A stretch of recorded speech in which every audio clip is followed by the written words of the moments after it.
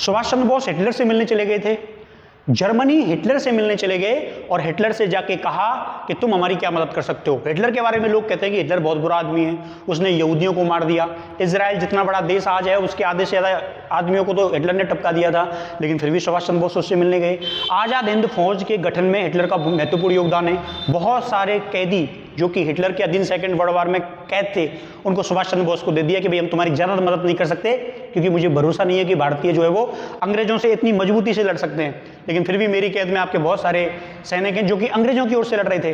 अंग्रेजों की ओर से भारत के बहुत सारे लोग लड़े। आप लोग सोचो, जिस देश के हम गुलाम थे उसी की ओर से भारत के बहुत सारे सैनिक लड़ रहे थे और बहुत सारे राजा लड़ रहे थे। यहाँ से इंडिया, राजस्थान से, पूरे देश भर से राजा जो है वो लड़ने गए अंग्रेजों के पक्ष में, द्वितीय विश्व युद्ध में लड़े।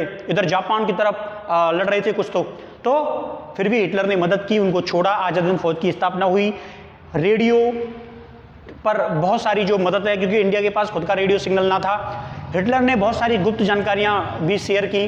तो इसके अलावा सुभाष चंद्र बोस जो है वो जापान आए, जापान से सहयोग प्राप्त करना चाहते थे। उन्हें हिटलर से इतनी उम्मीद थी उतनी ना मिली, लेकिन फिर भी हिटलर ने सपोर्ट किया इंडिया को। जितना भी किया 10% 20% ना करने से बेहतर है कुछ तो सपोर्ट किया।